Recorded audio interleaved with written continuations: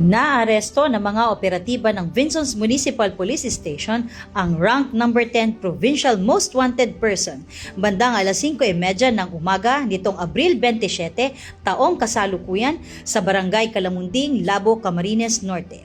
Kinilala ang sospek sa alias na Bert, 22 anyos, binata at residente ng Barangay Mangkayo, Vinsons, Camarines Norte.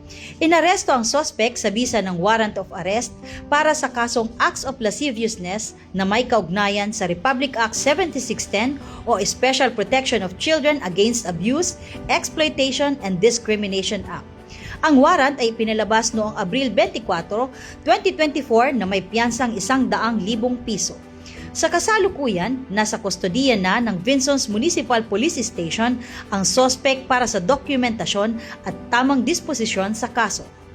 Patuloy ang kampanya ng kapulisan laban sa kriminalidad upang matiyak ang kaligtasan ng komunidad.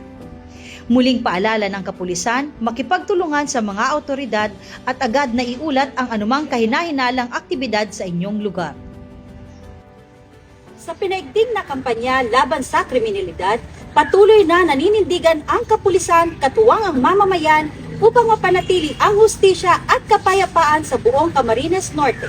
Mula sa Camarines Norte Police Provincial Office, ako si Police Staff Sergeant Cecilia Caudilla, nag-uulat para sa Police News Network.